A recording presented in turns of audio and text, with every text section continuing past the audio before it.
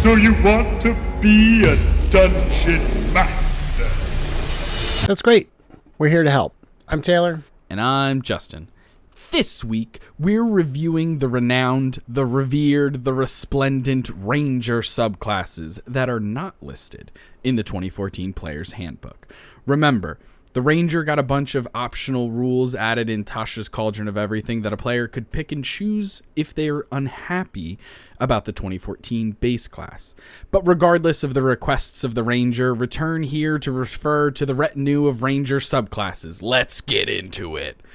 But first... What was that last sentence? Oh my god. But first. What's going to be first?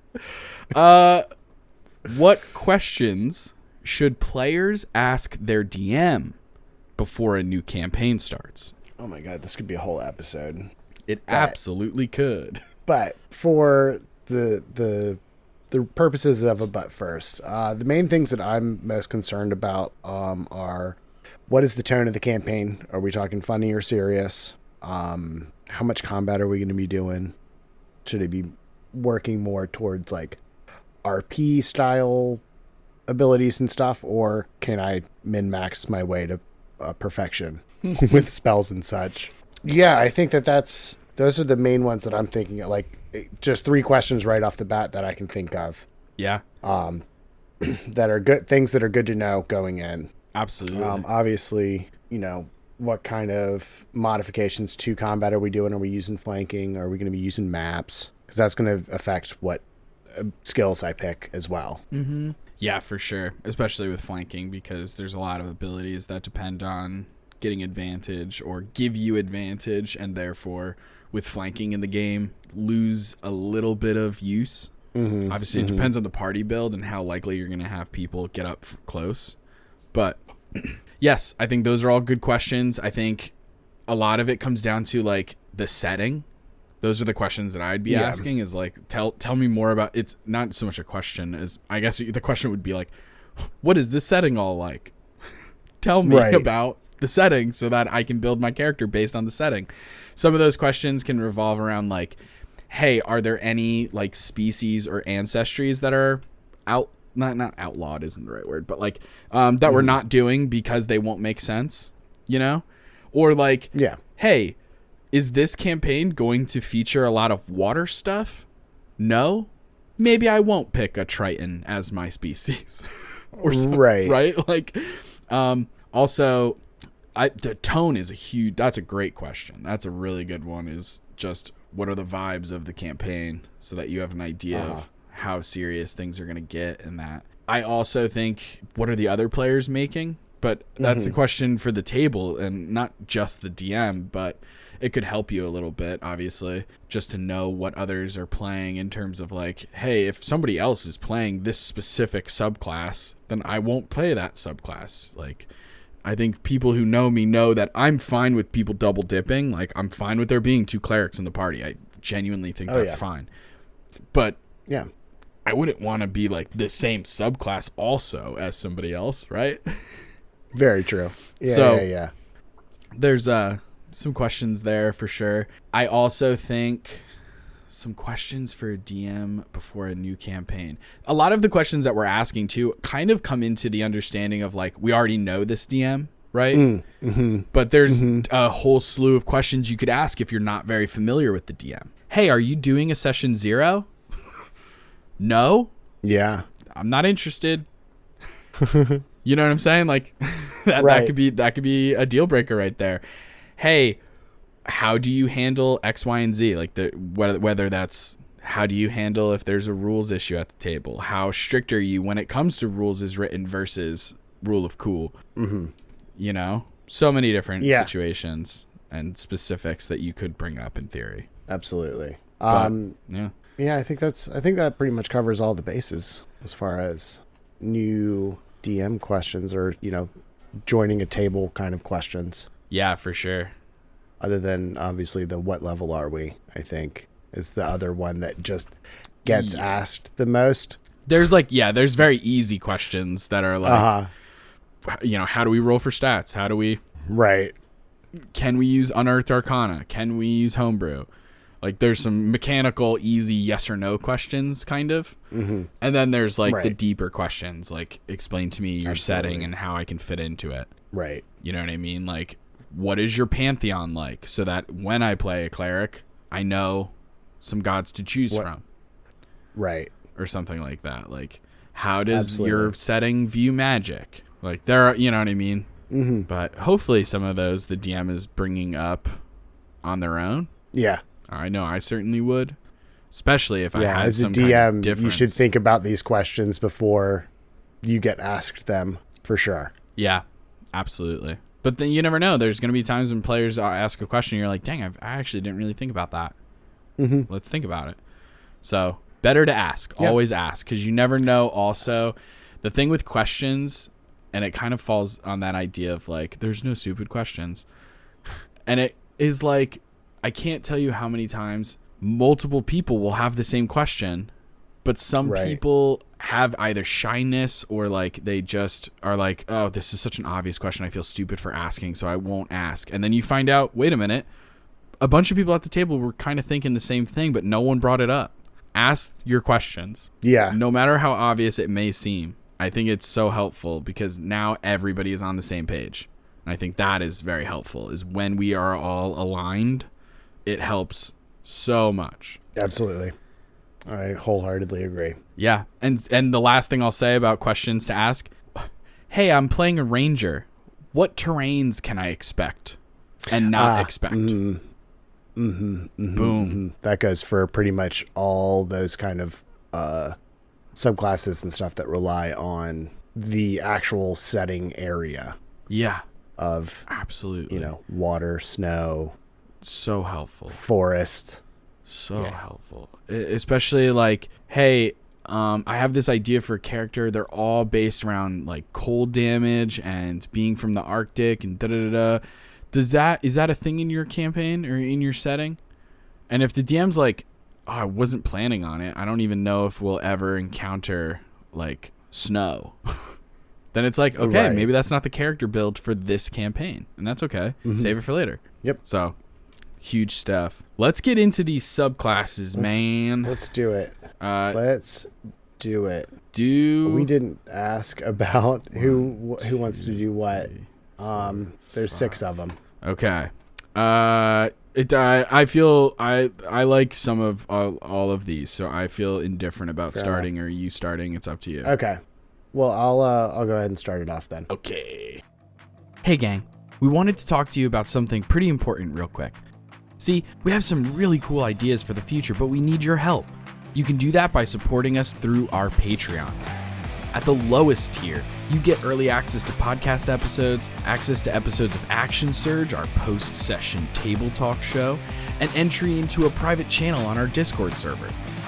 At the next tier, you can get access to Bonus Action, our bonus content podcast where we talk about a huge variety of D&D and TTRPG related things, like Multi-Class Mystery Mashup, where we get 2 random classes and have to build a character, or Monster Matchmaker, where we go over our favorite monsters at each CR level, or recaps of our home campaign, plus so much more.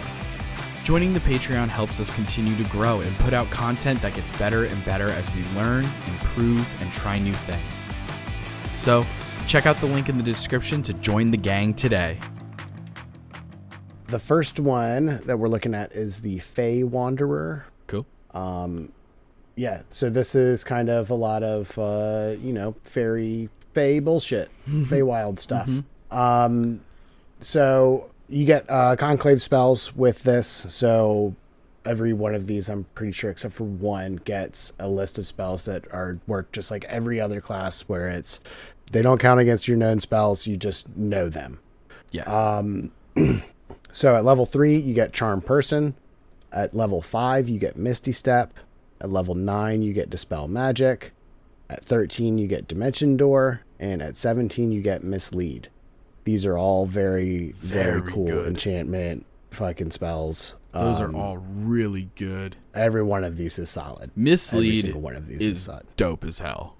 It really is. I looked it up because I wasn't really super sure about it, but when I was researching this, I looked it up, and Oh man, it basically you make a shadow clone of yourself and you become invisible. And you're invisible, right? Exactly. Yeah. So you just duplicate yourself and send your little thing out into the wild, and you can bonus action move it, and then also you can change and switch your senses into your illusions. Yeah. So that basically it can be, I don't know if I didn't see what the range was, but I'm assuming there's a certain distance that it can be away from you. It doesn't say. It doesn't say. There is no But range. it is a firm hour, I think, right? Yes. Concentration up to an hour. Right. So that's crazy. Yeah, that's bonkers, dude. Because it's concentration up to an hour.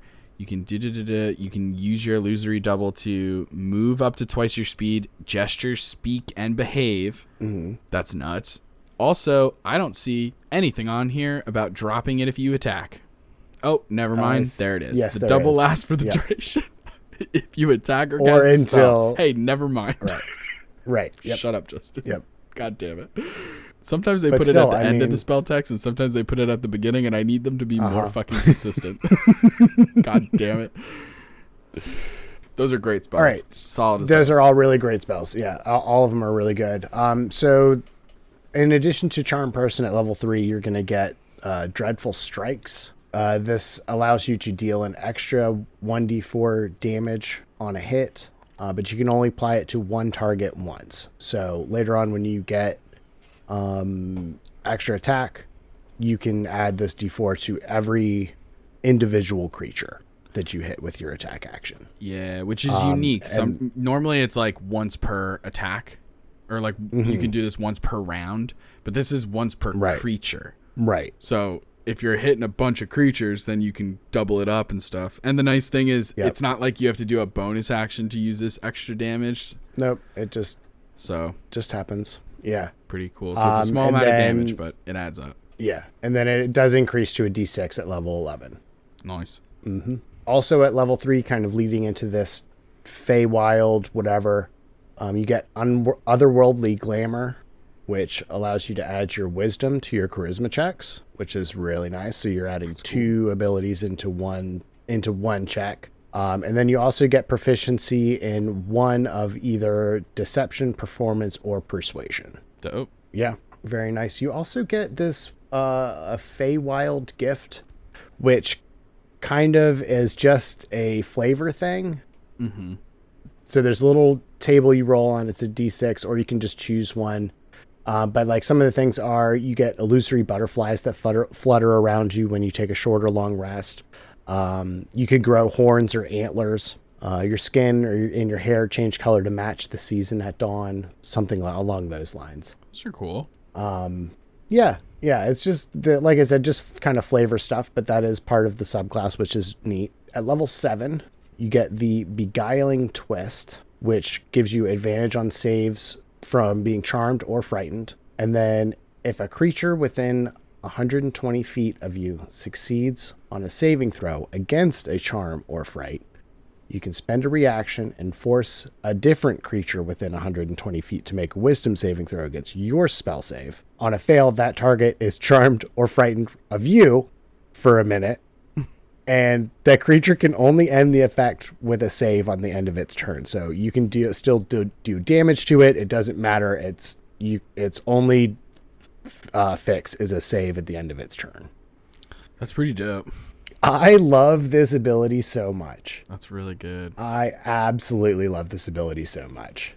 Just because it is the ultimate flip around of a charm, which is not something you see very often, if ever. It's very nice. Yeah. Whenever you or a creature you seek succeeds on a saving throw against being charmed or frightened, and you just got you have advantage on this stuff. Yeah, and you just got advantage on that. Wow. Very cool. Yeah. Very cool. The next level you get an ability increase is at level 11. You get the Fey Reinforcements feature. This allows you to cast Summon Fey once per long rest without using a spell slot. This counts as one of your conclave spells. And it doesn't count as concentration if you cut the summoning time to 1 minute. So usually I think it's probably, an hour for Summon Fey? I'm looking it up now. Yeah, maybe. Yeah. Casting time 1 action. Casting time's an action, but what's the duration? An hour. Up to an hour. Yeah. So instead of having it be a concentration spell up to an hour, you can make it 1 minute and have no concentration requirement. That's pretty dope. That's so broken. Because the summon Fae is a whole nother creature that you can summon that does damage. It's got different little Fae step things that it can do, little teleportation and advantages, disadvantages it can do. It's got multi-class or a multi-attack, I mean. Yeah, it's pretty solid. I mean, it's solid as hell. Being able to cast that without using a spell slot is insane. I guess summon Fae as well as all of the summon spells from Tasha's, they have things written in the if you want to call it like a monster stat block that are like the AC, for example. AC is 12 plus the level of the spell. So if you're using it in a way that's like not using a spell slot, then you're kind of casting it at its minimum level. But even then, having this is dope. It's still dope. There's not a downside. Absolutely not. Then at level 15, you become a Misty Wanderer. This ability also is a lot of fun. This is so cool. You can cast Misty Step without using a spell slot up to your Wisdom modifier amount of times per long rest. So a bunch of free uses of Misty Step. And also, you can take a willing creature with you when you cast Misty Step. Whoa. Right. Whoa. Right. And it's whenever Such you a cast cool Misty ability. Step. Right. With or without exactly. the number of times. Exactly. Yeah, it's just you get a buff to your Misty Step. Whoa. Just across the board. Dimension Step. So cool. Dimension Step. Exactly. Dang. Yo. The wombo combos with that are so real. Right. So real. I like this, dude. I like this subclass a lot, actually. Really like this subclass. It feels like it's dipping into... It very much was like, okay, let's make a ranger... rangers get spells. Let's make a ranger that is about magic. Yeah, exactly. I dig it. I dig it a lot. I dig it a lot. But Very that's cool. that's the Fae Wanderer. Okay. Heck yeah. Well, next up is one of my all-time favorites. It's gonna come up a ton when people are talking about broken multi-class options. It just is so good. There's an ability in here that you get right at 3rd level that is pretty broken, but let's get into it. And that's the Gloomstalker Conclave. So, Gloomstalkers, you're going to get those 3rd level, or at 3rd level rather, you're going to start getting those Conclave spells. 3rd level, you get Disguise Self. That's fun. 5th level, you get Rope Trick. Pretty cool spell, actually. I don't see it get used a ton, but it is cool. 9th level, you get Fear. 13th level, Greater Invisibility. I mean, I can't think of a better spell for a ranger, honestly. No. So good. 17th level, you get Seeming. Now your whole party can disguise self, essentially. Oh boy. So those are just the spells. Those are those conclave spells. But at 3rd level, you're going to get Dread Ambusher, which comes with a couple of things. Dread Ambusher, first of all, you can add your wisdom to your initiative.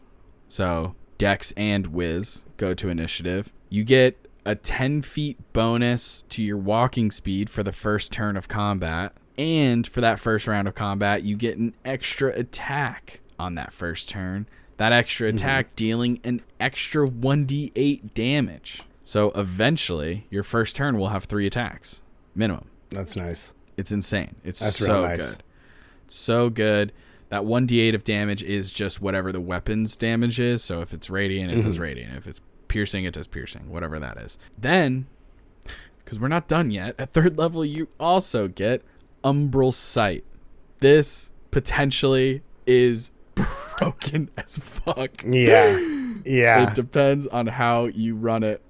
So, first of all, you just get dark vision out to 60 feet. Incredible. Nice. But Justin, Taylor, what if I already have dark vision? Hey, friendo, don't worry. Because if you do already have dark vision from your species, then its range just increases by 30 feet. So it's all upside. It's all coming up. Millhouse. Right. If you are, you are also everything's coming up. You are also really good at fucking over creatures that have dark vision. So this bit, while you are in darkness, that is going to be the big thing. You have to be in darkness for this to happen. But if you are in darkness, then you are invisible to any creature that relies on dark vision to see in that darkness. Oh my gosh. Whoa. That's crazy. It is crazy. Now, it really just comes down to you don't want dim light. Right. Because dim light is not darkness, right? So that's the big right, thing. Exactly. You need darkness. Yeah. So put out them torches. Man, it is clutch as hell. Knock a chandelier out off the ceiling. Just so cool. I mean, if there's a downside, it's to DMs because the bookkeeping of being like, oh fuck, okay, hold on. This one relies on dark vision, and so that would mean that he's blinded and da-da-da. So it's just there's a lot of that kind of shit you have to figure out. Right. You have to figure out how you run invisibility at your table. I've seen a bunch of different DMs talk about how they run invisibility. Because it's one of those things of like, if a creature is invisible, do you put their token on the board? You know what I mean? Because it's like, if they're truly invisible and you're not rolling good perception checks, you shouldn't even know what fucking square they're in, if you think about it. But then it starts being like not fun. So it's a balance of like feeling true to what invisibility is, but also you're playing a game and you want everyone to have fun. So absolutely, how you run invisibility can change some things. But regardless, right at 3rd level, Gloomstalker at 3rd level, insane. It's insane at 3rd level. At 7th level, we get proficiency in wisdom saves. So that's dope as hell. It's not often that a subclass or class ability will give you an proficiency in a saving throw. You usually have to dip it into feats for that, like resilient. But Justin Taylor, what if I'm already proficient in wisdom saves? Hey, friendo, shut up. Because if you already are proficient in whiz saves, you get to pick proficiency in either intelligence or charisma. So don't even fret about it, my dude. Don't even stress. Don't even go ahead. Worry Start about cleric. Start cleric, then go to ranger. Yeah, exactly. You'll figure it out, bro. You'll figure it out. Start assassin rogue and then go into this. Have 2 classes that depend on that first round of combat. And then you pick like alert or something that also gives you a bonus to initiative, and you are going to clean the field. It is insane. Okay, so that's all at 7th level. 11th level, you get Stalker's Flurry. Insane. If you miss with a weapon attack, just make another as part of the same action. And you get to do that once per turn. So that's insane. It specifically says once on your turn. So like I was thinking about it. Oh God. And if you had maybe done an opportunity attack and missed, that's on a separate turn. Can't do it then. It's once on your turn. That's true. Yeah. This isn't, don't try sneaking your little rogue bullshit in here. This is once on your turn. Got it. There you go. That spackle. They're filling in all these loopholes. At 15th level, we get Shadowy Dodge. So if a creature makes an attack roll against you and they do not have advantage, you can just use your reaction to give them disadvantage. You have to use the feature before you know the outcome of the roll. But so that is, hey, good. This creature's going to attack you. All right, I'm using Shadowy Dodge. Yeah. Before anything. That's pretty cool. I like it. It's definitely a good ability. For sure. I mean, you're only doing disadvantage on one attack. Right. To use your whole reaction for that sometimes is like, meh. Plus, like, it's going to depend whether or not I like this ability is going to depend a lot on my AC as well. We're at 15th level. We're battling some hard ass monsters. there's a chance that the monster having disadvantage and me having It's only not like, gonna let's say a matter. 16 AC. It's like, Right. whatever, bro. I'm never going to use this. But then again, by 15th, I've probably multi-classed. I'm going to be honest.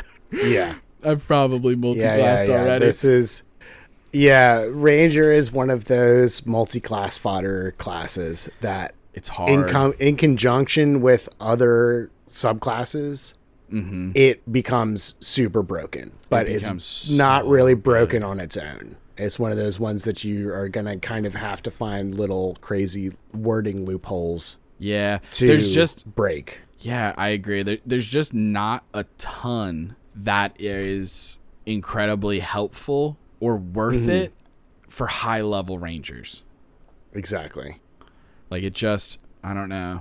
Yeah, it's just not like there's not a ton where I'm like, well, I gotta go at least one more level because I need that other 15th level, like that, kind of is like, okay, I guess. I probably would have dipped out by now. Right. If I want more spell casting, then I go into a caster one. If I want more attack stuff, I go fighter. I go, you know what I mean? Yeah. Fighter, rogues. Yeah, Both of those both. mesh real good with this. Both. Why not? Fighter and rogue. Jeez Louise. But Yeah. Gloomstalker is still like one of the all-time It's a very faves. good- People love it. Yeah. It It is really good for the fodder. This is one that's especially good as subclass, multi-class fodder. Yeah, because you just need those 3 levels to get into it, and you get some of the strongest things about it by those 3rd levels. Right. Those 3 levels are really, really good.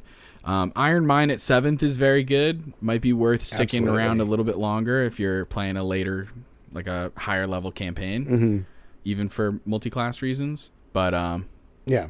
solid as hell. I mean, it's a Solid great one. as hell. Really cool. All right. So the next one we got on the list is going to be the Horizon Walker.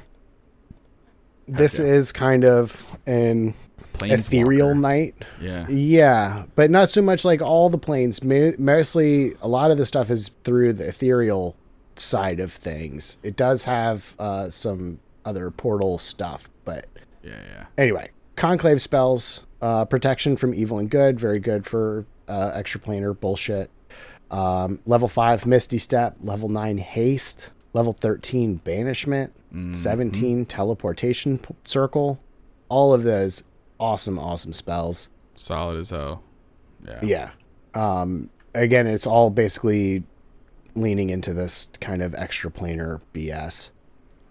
Yeah. At level 3, also, you get Detect Portal. So you can take an action and you can detect the distance and direction to the closest planar portal. It must be within a mile, and you can do it once per short or long rest. Yeah, so this is, obviously, this is you're looking for portals to other planes. That's like the whole thing. Yeah. It's going to be one of those abilities that you depends on the campaign how useful it is. Right. When it comes up, it's Yeah. going to be dope as hell, but there might be some Absolutely. times where it just doesn't come up as much. I know that like we have one of these in our home campaign, a Horizon Walker, and it's come up a little bit, but like barely. Just because of like once unless you're specifically, unless you're doing a campaign where you're like literally planes jumping, what's the point of it? Yeah. It's like, there's a fucking, let's say, I don't know, portal to the elemental plane of Earth over there. It's like, Yeah. okay, hey everyone, do you want to derail it? Yeah. wanna derail the Especially whole level campaign? 3, I feel like it's not safe. It's not safe at level 3. Oh, true. Yeah, I see what you mean. You know what I'm saying? Yeah, like going to other planes at level 3 is kind of a suicide run. Yeah, Especially it could be to really useful some planes. Yeah. in the sense of not even going to that other plane, but like, what if they're like the other plane is kind of coming here? Right. You know what I mean? You have a portal that's open where like fiends are coming in from the hells, and you're tasked with like shutting that down. Could be really useful. So there are times where that ability is insane because it's just an action. Right. You just do it for free, and it's distance and direction, so it's like so fucking pinpoint. It's awesome when it's needed. Man, it's great. Yeah. That's very true. The other ability you get at level 3, this one is your more combat skill. It's Planar Warrior. You take a bonus action and choose one creature within 30 feet. The next hit on that creature counts as force damage. That creature takes an extra d8 of damage, and that increases to 2d8 at level 11. Hold the phone. Choose one creature you can see within 30 feet of you. That is interesting. So they can't be too far away. I'm going to remember that. This is why I like these episodes, Taylor. Because we have players who use these subclasses in our home games, and I go, wait a minute. I don't ever remember that. How many times has Sunny used Planar Warrior with her crossbow or longbow or whatever at a distance? Right. Alrighty then. Yeah. So 30 feet. It does do some extra damage, which is nice. I'm going to blame it on you when this comes up. Oh, God. Please don't.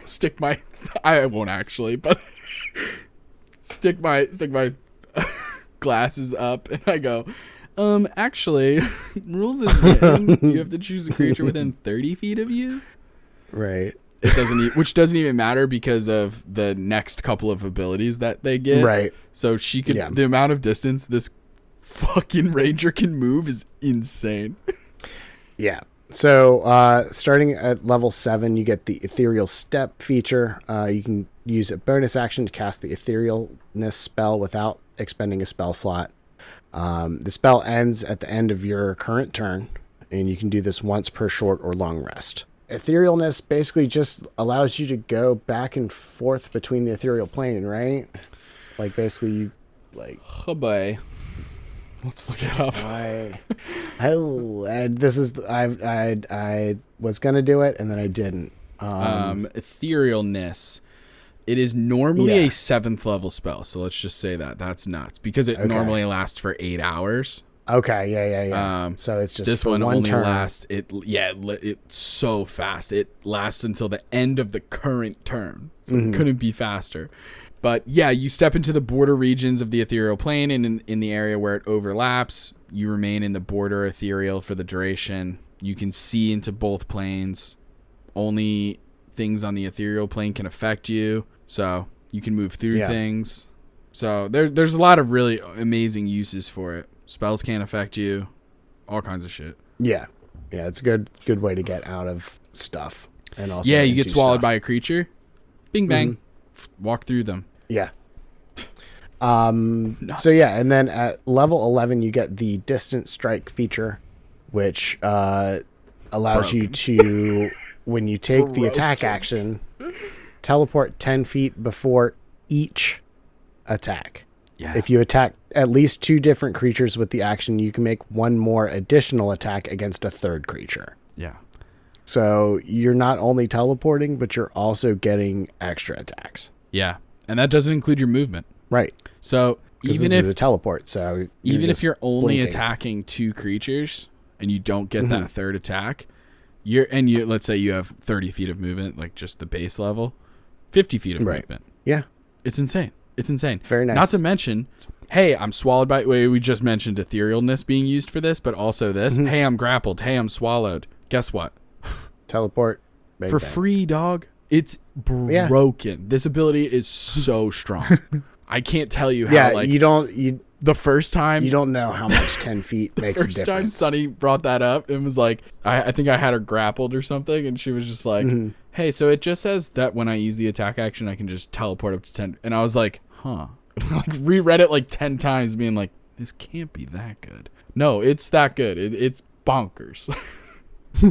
It's so good. Yeah. Although I think if you're swallowed by a gargantuan, let's really quickly, I just want to cover this.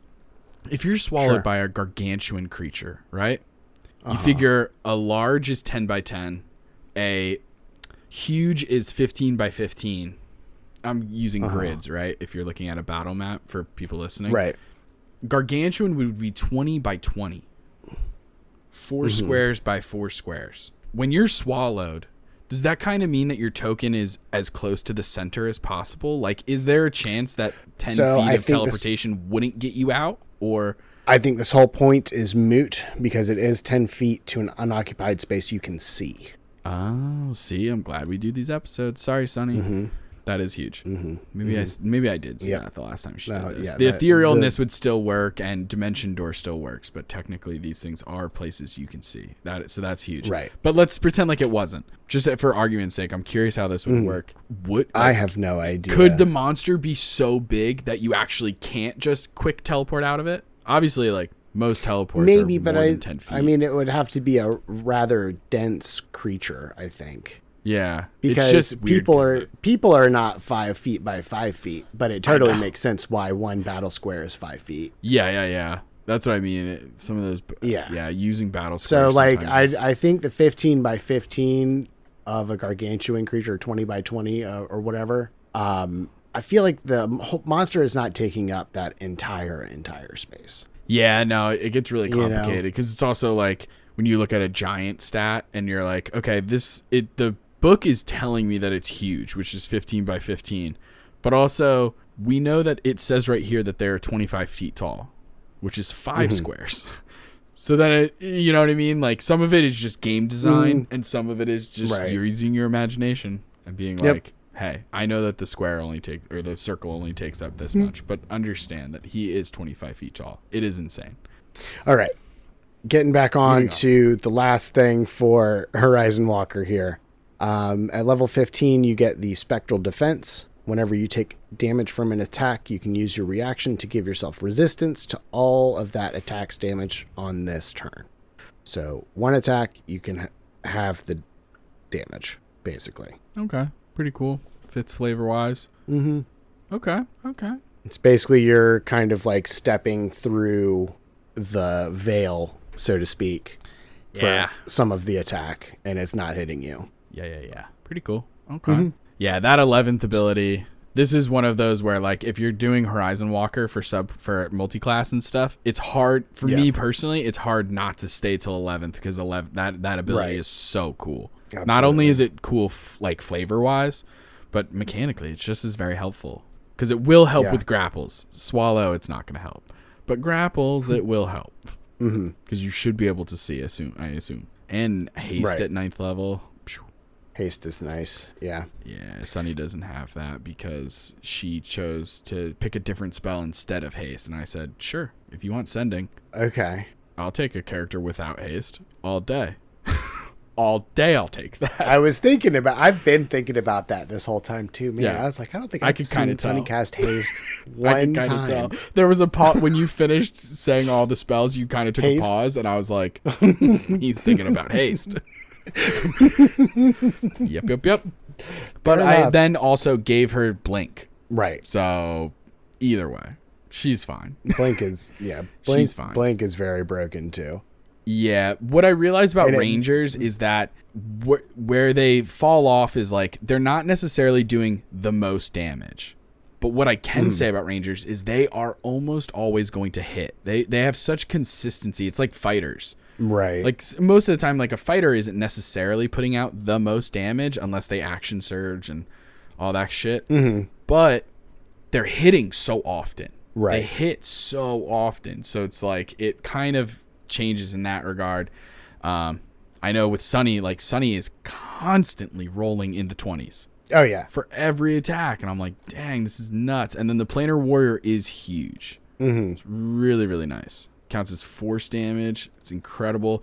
And I think it changes the entire attack's damage to force damage. It's not just like an extra it's that whole D8 attack. work. Yeah. That's huge. That whole attack becomes force damage. Yeah, getting that at 3rd level before characters get magic weapons and stuff is big. It's great. Very cool. Good one. Okay, next up, Monsters.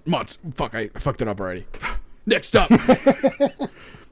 Damn it, now all I can think about is Monster Truck Sundays. Sunday. Gravedigger. Dude, have you ever seen that robot dragon eat a school bus? Yes, I have. So have I. Like 7 years old, I'm wearing the biggest headphones I've ever worn in my life because we're sitting too close to a drag race thing. God, dude. That's one of those events, dude, where you turn to your parent or friend or whoever and you go, Brian, are we trash? Yep, Stewie, we're trash. Okay, Monster Slayer. Goodness gracious. Hell yeah. At 3rd level, you're going to start getting these conclave spells. Let's go over them. 3rd level, protection from evil and good. Solid ass spell. 5th level, zone of truth. Could be fun. 9th level, magic circle. I'm not 100% what that one does, if I'm being honest. Oh, no, it's fucking good. It's really good, actually. Magic circle is dope as hell. Okay. 13th level, banishment. 17th level, hold monster. Also solid as hell.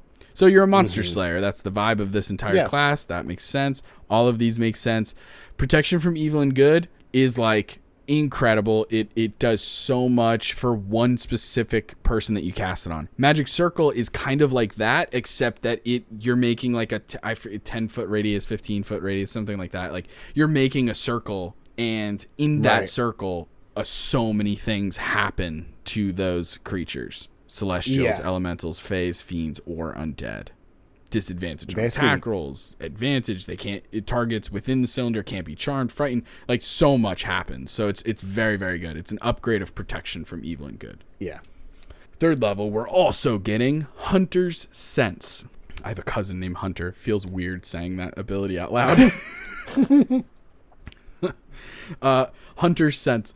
As an action, choose one creature within 60 feet. You immediately learn any damage immunities, resistances, or vulnerabilities. If the creature is hidden from divination, you learn nothing. You learn nothing. Good day to you, sir. Good day, sir. You lose. You lose. You can use this a number of times equal to your wisdom modifier per long rest. That is incredible. Just takes an action. Wow. You have to see the creature, but yeah, you just learn an action. But yeah. That's incredible. It's just an action, and you learn a whole bunch of stuff about it. I love learning vulnerabilities, or really all of that information is very good information to It's know. very cool because it's mechanical metagaming in a sense that is supported by the sense of you're a monster hunter. So you're able, you've seen so many different types of monsters. Even if you've never seen this monster before, you've seen others like it, you've read about it, you have researched, whatever it may be. And by that relation, now you know that it's weak to lightning damage or whatever. And that's cool. I like it. I dig it. Hell yeah. If you had somebody like this in your game, I would be a little bit more stingy when other players who are not playing the Monster Slayer are like, hey, can I make an Arcana check to see what I know about this creature? You know what I mean? Right. But if I don't have a Monster Slayer, then I kind of allow that in my games. Like I allow ability checks for free sometimes as part of combat. But if I have a Monster Slayer, I'm going to be stingier about it. I might Absolutely, be. Because that's one of those things that makes it special. Yes, and this Monster Slayer is using their full ass action to do it. Right. So best believe, not only am I going to make a character use their action at the minimum, but I'm also going to be like maybe the DC's higher or something. Or the fact that there is a DC, whereas the Monster Hunter doesn't have to roll shit. Anyway, I just wanted to put that out there. Another 3rd level ability, Slayer's Prey. As a bonus action, you designate a creature within 60 feet. Point at them and you say, I designate you. The first time each turn that you hit that target with a weapon attack, it takes an extra 1d6 damage from the weapon. Hold on. Is this just free, like, fucking Hunter's Mark? It seems like it. This benefit lasts until you finish a short or long rest, and it ends early if you designate another creature. Dude, this is just free. Holy shit. Yeah. What the fuck? Yeah. Hey, that's dope as hell. I'm into it. This is from Xanathar's guide, too. Wow, that's crazy. I haven't looked at the new 2024 Ranger, but all I've heard so far is that they just made the entire class be hyper dependent on Hunter's Mark. I haven't checked it. Lovely. I know nothing about it, but that is what I've heard. So I think that's really interesting. And they made all the Tasha's optional things. They just worked those into the class, which that makes sense. I'm fine with that. Like I personally was fine with like favorite terrain and favorite enemy and stuff like that. I think that the reason it got so much shit is because of the lack of communication. It goes back to our butt first. You know what I mean? Anyway, Monster Slayer. Anyway. 7th level, supernatural defense. When the target of your Slayer's prey forces you to make a saving throw, or you try to escape their grapple, add a d6. Awesome. At 11th level, you get Magic User's Nemesis. I actually fucking love this. You're essentially casting the 2024 version of Counterspell. Am I reading that right? Yeah, pretty much. Hell yeah. It's they make a saving throw, and if they fail, their spell or teleportation fails. Oh, that's dope. I like too that it says casting a spell or teleporting, because so many monsters have teleport abilities that are not spell slots. Yeah. That's really, really cool. Yes. The biggest difference is that it's a whiz save instead of a con save like the 2024 Counterspell. True. But other than that, it's the same. Or it's spell or fails and it's wasted. Whereas in 2024, it's not wasted. Oh, wow. Yeah. It's better. And it's 60 better feet, than which is the 24. same range. Yeah. It's 1,000% better. You do have to wait till 11th level to get it, but that is dope as hell, actually. It's a good one, and you can only use it once per short or long rest, so that's unfortunate. Right. But yes. Yeah, you're right. Still, that's incredible. But Clutch still, as hell. that's a really, That's really cool. That the idea that sometimes you're fighting monsters who have fucking spells. Damn. All right, dope. 15th level, Slayer's Counter. If the target of your Slayer's prey forces a saving throw against you, use your reaction to make one weapon attack before making the saving throw. You wait a fucking minute, bro. Yeah. Yeah. Yeah. You automatically succeed if the attack hits. Yep. Bruh. You read that right. 100% read that right. Okay. So I'm playing a Monster Slayer next, obviously. How high is the level that our characters are in your two-shot? 15th? Are they? 15th? No, I'm kidding. I'm kidding. I don't even think I think you said 10 last, so I wouldn't even get the 11th level thing. God dang it. Okay. Wow. Monster Slayer is dope as hell. Oh, man. It's very rare that you hit a very high level ability. We've been talking shit this whole time about Ranger and higher levels. Monster Slayer is the one. This is the one. Wow. And then after 15th, you said, actually, let's multi-class.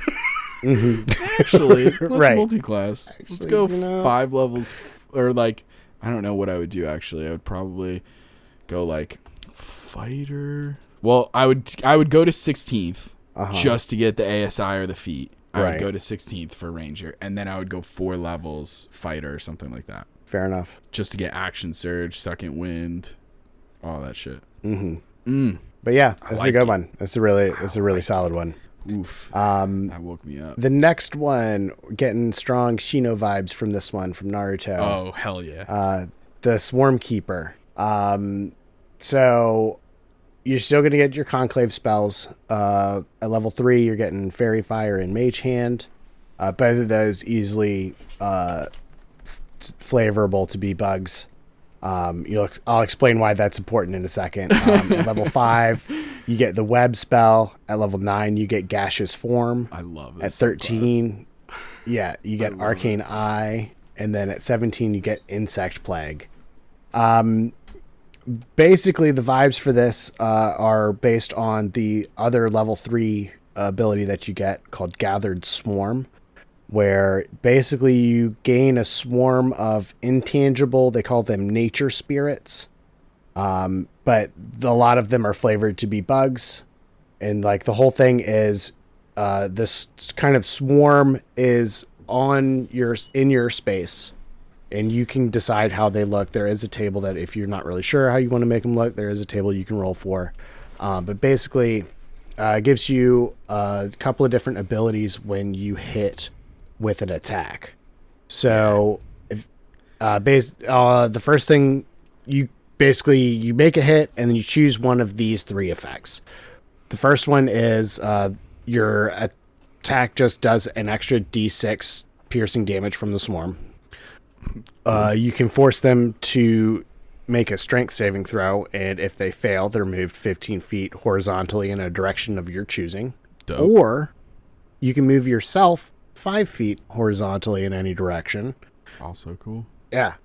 So all of these very, very cool. The way that I'm kind of reading it is that this is not technically you moving, so I don't know that this 5 feet would proc an opportunity attack. I don't think it would either. Yeah.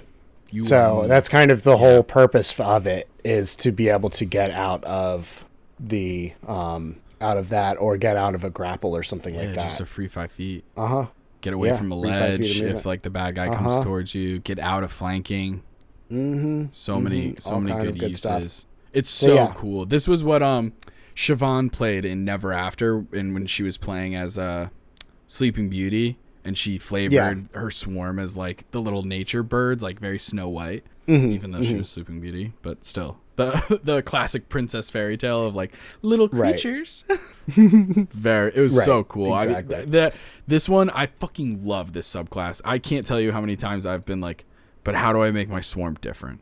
Even though like part of me is, especially the funny part is that I, Justin, am terrified of bugs. I hate bugs. But every time I come up with a swarm keeper, I think of bugs because I think it's funny. Like a beekeeper is hilarious. Then you could go like macabre and dark and spooky and have it be flies or grubs or something gross, you know? Yeah. It's just amazing. I love it. A lot of different ways you can go with it. I love it. At level 7, it gets even better. You get to use your swarm to help you fly. As a bonus action, you can gain a flying speed of 10 feet with hover, and then that lasts for a minute until you're incapacitated. And you can use this up to proficiency bonus times per long rest. It's pretty good. Yeah, I like any kind of movement with flight. I'm a huge fan of. Yeah, and the hover is nice. If you couldn't tell from the years we've played together, I'm always looking for a way to get flight. Yeah, it's cool. God, even on the real plays. I know. I'm aware. I've always got flight. I'm aware. I love it. Anyway, moving on to level 11. This is when your gathered swarm gets even stronger. It's called Mighty Swarm. It increases the damage from a D6 to a D8 when you choose that effect. If the creature fails the strength saving throw against your swarm, it can also knock that creature prone, in addition to moving them 15 feet horizontally. And then if you are moved by your swarm, you get half cover until the start of your next turn, which I think we've talked about as +2 to AC. Yep. So that's just, all of that's really good. Yeah. All of that, every bit of that's a little bit better than what you had before. Yeah. And the last ability you're going to get as the Swarm Keeper, level 15. This is, again, another one that I just kind of feels like they dropped the ball a little bit. When you take damage, you use your reaction to give yourself resistance to that damage, and then you can teleport to a non-occupied space within 30 feet, and you can use this up to proficiency bonus times per long rest. The way that the book flavors it is you merge with your swarm, and you and the swarm move to another place. I do like it. I don't know. I don't know if I'd stick it out to 15 for it. I think I might, because the downside is that you only get so many uses, but you regain them on long rest, and it's equal to your proficiency bonus at 15th. Where are you at? I got a table open already. 5 at 15th. I think it might be it's a 5. So you get 5 uses. It's pretty solid. Here's why I love it. It doesn't say an attack roll. It says damage when you take damage. So anything that causes damage. Dragon attack, instantly. That's fair. Instantly, you're taking half damage. Then you just teleport 30 feet. So like there are going to be so many opportunities, especially if you're going like a ranger. You're going to be far away anyway. Chances are the creatures are going to have to move their whole fucking thing just to get to you. And then they take one attack and you go, now I'm 30 feet away. All their multi-attack is just fucked. Right. Assuming that they used all their movement and can't get closer. But that you could potentially take it. You know what I'm saying? Like, I actually love this. I'm a big fan. Yeah. It's a good class. It's a really good subclass. Really fun subclass. A lot of interesting flavor. I think the most interesting thing for me is obviously so much of the subclass depends on the swarm, right?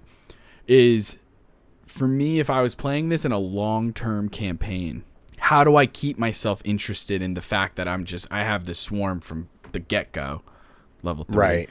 all the way up?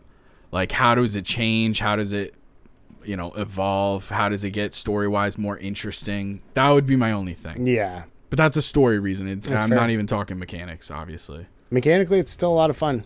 It's still a lot of fun. I like having my little guys. You just have a whole Mm-hmm. swarm of them. So many swarm of little ideas, guys. dude. Gosh, I will be the Lord of the Flies. Oh my god, I love it. Okay, speaking of little right. guys, the next up is the Drake Warden. This one's cool. It's also the only one that doesn't have the word conclave in it. How dare they switch up the grammar on me? Fucking assholes. This is from a These different dickheads. It is. It's from source. It's from the Fizz one. bands, the Treasury of Dragons. Yeah. Remember when Wizards was like, we know that we're coming out with a new edition really soon, but here's 3 more supplemental books that aren't going to matter. Right. Yeah. Fucking dicks. Okay, Fizban's Treasury of Dragons gives us the Drake Warden. Very cool ranger. You have a nice little table to talk about your origin. It could be anything from you studied a dragon scale and fucking you have a bond of it through that. You come from a secret order of rangers who guard draconic lore. You have a vivid dream about birds and 7 yellow canaries. That's a reference to Bahamut. I only know that because there's a player who worships Bahamut and that I'm playing in tonight. So just like a cute little thing. Then you're going to get... That's kind of flavor, role play, backstory. Very interesting. Love that they offer those things because you can take it, you can roll for it and have it be random. You can choose, make up your own. I like that they offer those. 3rd level, mechanically speaking, we're going to get our Draconic Gift. You learn the Thaumaturgy cantrip as a ranger spell. Always a good thing to give a ranger a cantrip. We love that. Yeah. You also get to speak, read, and write Draconic or... Justin, what if I already know? Or one other language of your choice. Yeah. Come on. God, stop asking me. not- Let me finish. Jeez. Now Stop here's the big one. Here's the big one. Drake, because you brought this up in the very, very beginning. There was one of these subclasses that you do not get conclave spells, and it is the Drake Warden. Because technically, you're not in a conclave. Right. But that also is because you get a fucking dragon. So let's talk about it. A real, actual fucking dragon. Yeah. Literally, you get a dragon. So you get a dragon buddy, and you're using a very specific stat block that comes with this subclass. And it's 14 plus your proficiency bonus is the AC.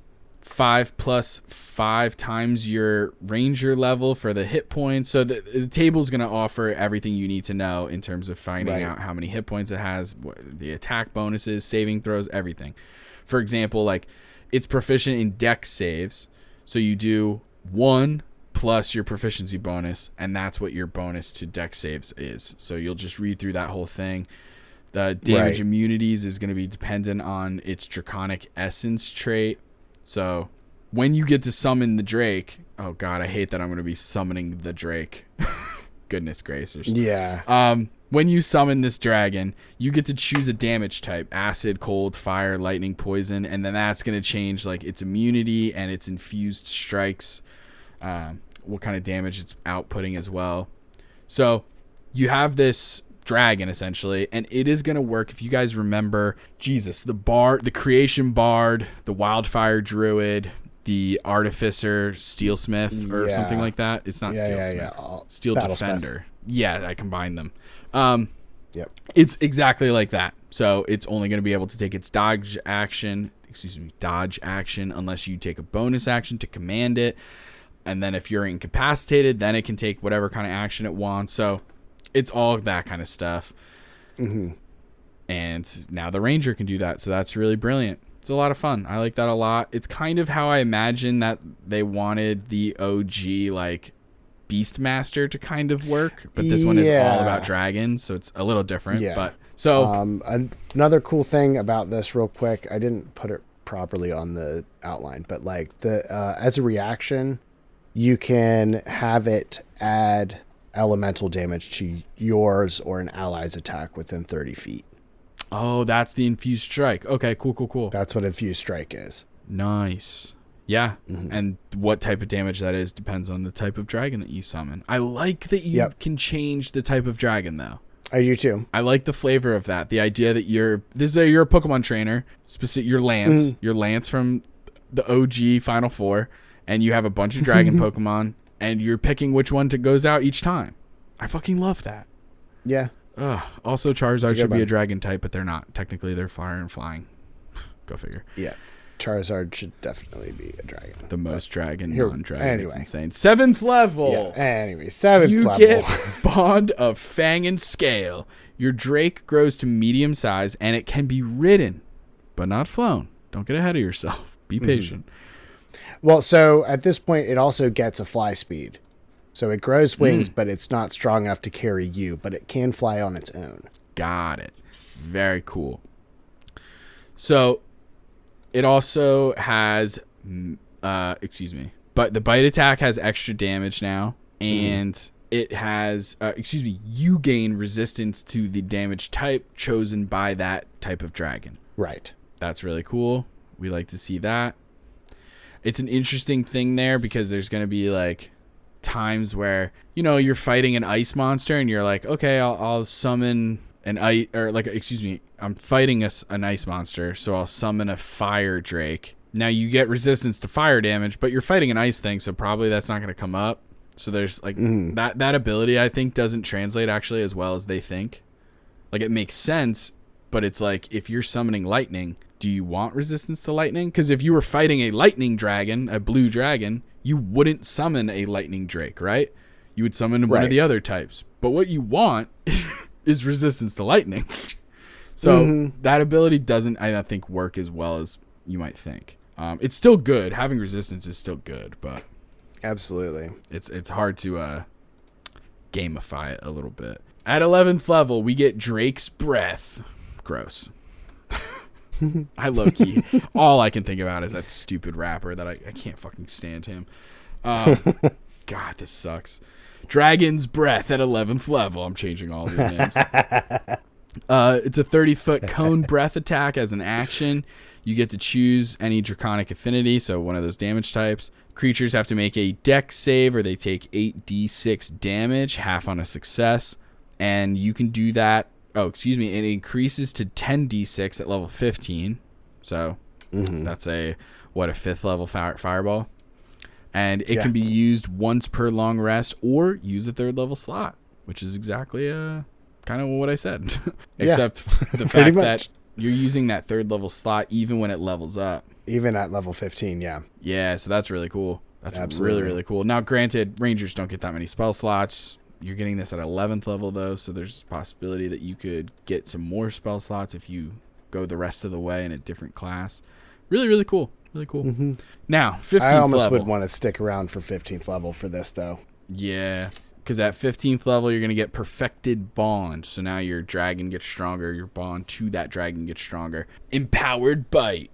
An extra d6 of the draconic damage. So total of 2d6. Also, now your dragon can increase to large size and also be a flying mount. And you get reflexive resistance.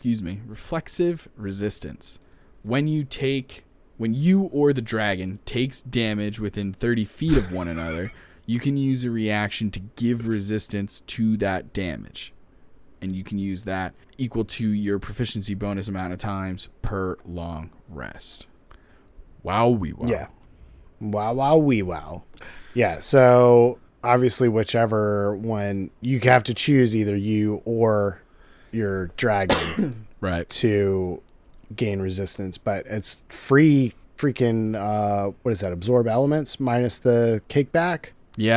It's just a reaction, getting reaction to get resistance. That's good. And you guys have to be within 30 feet of each other, but the way that this build is set up with it becoming a mount and all those different things, like it kind of, it should you be, figure it's probably going to be within you. 30 feet of you most times. Yeah.